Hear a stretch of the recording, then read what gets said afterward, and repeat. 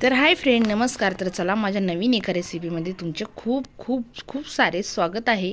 तर चला, आज आपण बनवणार आहे तिखट अशी पुरी. तर खट्टी मिठी आहे आणि खूप छान आहे. तर चला, यामध्ये आपल्याला दही वगैरे नाही टाकायचं, पण अशी खूप छान लागते दह्यासोबत ही. आणि तिखट पुरी आहे ही. तर चला, आपण ना याचं साहित्य वगैरे काढून घेणार आहे आणि मी तुम्हाला दाखवू शकते की इतकी कुरकुरीत आणि खमंग होती ना, खूप छान होती. तर तुम्ही नक्कीच करा. तर आमच्या चॅनलला सगळ्यात पहिले लाईक करा, सबस्क्राईब करा. तर चला, इथं मी ना 5 पोळ्याचं पीठ घेतलेलं आहे. हे गव्हाचं पीठ आहे. तर चला, 5 पोळ्याचं घेतलेलं आहे मी. आणि आता यामध्ये ना आपल्याला थोडीशी जिरे ॲड करायची. 1 चम्मचभर घेतलेले आहे. हा आपला पोहे खायचा चम्मच आहे, त्या चम्मच मी 1 चम्मच जिरे घेतलेले आहे. आता मिरची पावडर घ्यायची आपल्याला. कमी जास्त तिखट असेल त्यानुसार तुम्ही मिरची पावडर टाका, कारण की ही खूप तिखट होती म्हणून मी खूप म्हणजे मीडियम होती, जास्त तिखट नव्हती. तर मी 1 चम्मच भरून घेतलेली आहे. आणि थोडीशी हळद घेतलेली आहे. तर चला, यामध्ये हळद टाकायची थोडीशीच आणि हे मीठ टाकायचं. मीठ मला लवकर चम्मचनी कळत नाही म्हणून मी हातावर घेतलेलं आहे. तर चला, कारण मला कमी जास्त होतं मिठाचं प्रमाण, म्हणून मी हातावर घेतलेलं आहे. तर चला, याला एकजीव करून घ्यायचं छानपैकी आपल्याला. मस्तपैकी याला एकजीव झाला ना आपला, की यामध्ये आपल्याला पाणी ॲड करून घ्यायचं. आणि हा उंडा ना एकदम असं मिश्रण आपलं ना एकदम असं घट्ट आलं पाहिजे. तर चला, तर तुम्हाला दाखवते मी की इतकं घट्ट असं आपल्याला बनवायचं आहे. आणि नंतरनं मी ह्या ताटामध्येच ठेवणार आहे. आणि पूर्ण असं घट्ट, जास्त आपल्याला पाण्याचं वापर करायचा नाही, थोडा थोडा करायचा, जास्त पाणी नाही टाकायचं आपल्याला. तर चला, तुम्ही बघू शकता मस्तपैकी हे ना निब्बर एकदम गच्च पीठ भिजून घ्यायचं आपल्याला. तर चला, बघू शकता तुम्ही इतकं गच्च पीठ भिजून घेतलेलं आहे. याला ना आपल्याला 5 मिनटासाठी झाकून ठेवायचं. तर चला, मी एका टोपनी झाकून ठेवलेलं आहे. तर चला, आता तोपर्यंत आपल्याला बेलणे लागणार आहे, कोळपाट लागणार आहे.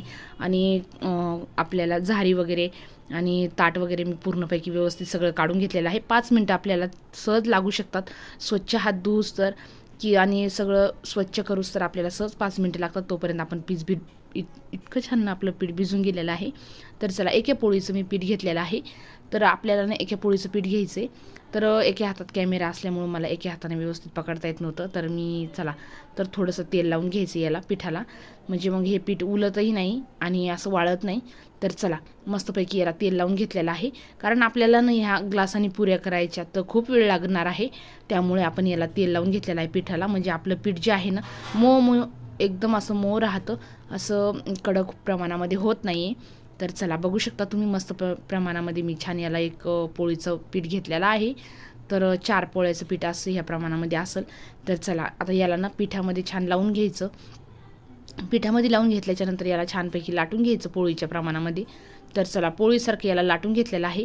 तर मस्तपैकी याला ना आता छानपैकी गोल गोल गोल गोल आपल्याला ग्लासाने याचे छानपैकी पुऱ्या बनवायच्या आहेत. तर चला, एका हातात मोबाईल असल्यामुळे ते असं व्यवस्थित नव्हते पकडता येत. तर चला, तुम्ही असं छानपैकी याला बनवून घेऊ शकतात. तर तुम्ही इथं बाहेरगावी कुठं घरी किंवा असं काहीतरी मुलांना चटपटीत खायचं मन झालं तर तुम्ही हे नक्की करून देऊ शकतात. तर इथं कढई ठेवली होती तापायला. तर गॅस एकदम मिडियम ठेवलेला होता. तर मस्तपैकी हे जास्त आपल्याला फास्ट गॅस ठेवायचा नाही आहे, कारण ह्या ना अशा छानपैकी कुरकुरीत आणि खमंग अशा होतात. नाहीतर आपण जर गॅस फास्ट केला ना तर लाल होतात ह्या आणि लवकरात लवकर करपायला लागतात. तर आपल्याला ना ह्या गॅस मिडियम प्रमाणामध्ये राहू द्यायचा, जास्त फास्ट नाही, जास्त कमीही नाही. तर चला, बघू शकता तुम्ही मस्तपैकी आपण ना याला शकतात मस्तपैकी ह्या तळत आहेत आणि मिडियम गॅस ठेवायचा. तर चला, मस्तपैकी ह्या तळत आहेत आणि काही ना कुरकुरीत अशा खमंग होत आहेत. कडक एकदम अशा कडक आणि खूप छान झालेल्या आहेत. खूप छान लागतात कुरकुरीत आणि खमंग अशा. तर तुम्ही ना हे सॉससोबत किंवा सहसा आपण तर ना दह्यासोबतच खूप छान लागतात त्या. तर चला, सॉससोबतही तुम्ही खाऊ शकतात.